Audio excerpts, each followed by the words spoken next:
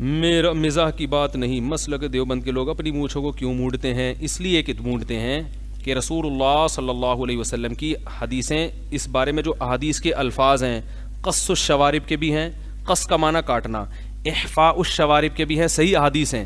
احفاء الشوارب، احفاء کہتے ہیں مبالغہ کر کے کاٹنا، اتنا کاٹنا کہ مونڈنے کے قریب ہو جائے۔ اور امام طحاوی رحمہ اللہ تعالی نے حلق کی روایات بھی ذکر کی ہیں، بلیڈ سے حلق۔ اس پہ بھی مجھے یاد آیا، کسی شخص نے اعتراض کیا ہے کہ یہ جو ہے مونڈنا، بلیڈ سے مونڈنا مسئلہ ہے، اور امام مالک کا قول پیش کیا ہے۔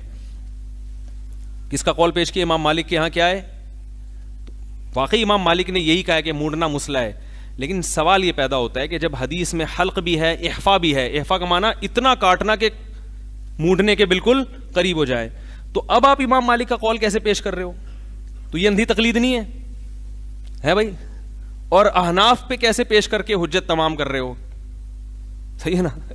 امام حنیفہ کا قول پیش کرتے تو ایک الگ بات تھی۔ تو کہیں سے بھی ملے نا، اٹھا کے پارسل کر دو، پھر کوئی نہیں پوچھتا کہ یار امام مالک کے قول کا کیا تک بنتا ہے یہاں پہ۔ تو حلق کی روایات بھی ہیں، امام طحاوی نے ذکر کی ہیں، اور اگر حلق کی نہ بھی ہوں، وہ بالفرض فرض کر لیں کہ وہ حدیثیں ضعیف ہیں، تو احفا جو ہے نا، احفا وہ بھی حلق ہی کی طرح ہوتا ہے، یعنی قینچی سے اتنی باریک کر دی جائیں کہ دیکھنے میں کیا لگے، بالکل جڑ سے ختم۔ استیصال کہتے ہیں جڑ سے ختم کرنا۔ سمجھ میں آ رہی ہے بات؟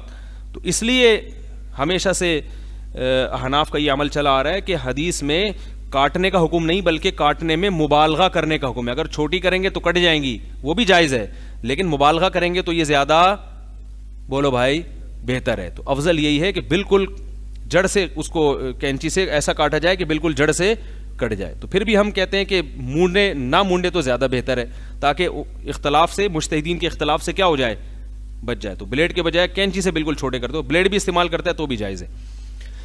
تو افضل یہی ہے، لیکن رکھنا بھی جائز ہے، رکھنا بھی جائز ہے۔ حضرت عمر کی مونچھیں تھیں اتنی بڑی بڑی، یہاں تک پھیلی ہوئی تھیں، سبالتین جسے کہا جاتا ہے، لیکن وہ سائڈوں سے اتنی بڑی مونچھیں رکھنا کہ ہونٹ کا جو بالائی کنارہ ہے وہ ڈھک جائے، یہ درست نہیں۔ ہمارے فرمایا کرتے تھے ایسی ایسی مونچھیں لوگوں نے رکھی ہوتی ہیں بڑی بڑی نا، پورے ہونٹ غائب، پانی پینا تو یہاں سے ڈھکن اٹھایا، پانی پیا واپس۔ تو وہ حضرت ایک تعبیر کرتے تھے، جیسے لال بیگ جب الٹا ہو جاتا ہے نا تو کیسے اس کی ٹانگیں یوں یوں یوں، تو کہہ رہے پھر یہ ایسے ہی ان کے حال ہوتا ہے، بولتے ہیں تو ایسے جیسے لال بیگ کی ٹانگیں۔ تو اسلام نے زینت کا حکم دیا، اللہ کے بندو داڑھی بڑھاؤ اور مونچھیں گھٹاؤ، رکھنا ہے تو کم از کم ہونٹ کا بالائی کنارہ کھلا رہے، پانی پینے میں مونچھیں اندر تیرے نہیں ہیں، ساری گندگی۔ جب ہم سانس لیتے ہیں نا تو مستقل کاربن ڈائی آکسائڈ بالوں میں پھنستی رہتی ہے، مستقل، تو وہی پانی کے ساتھ بھی اندر، تو عجیب بدماشی ہے یہ۔ تو اللہ تعالیٰ ہدایت دے، بس کافی ہے۔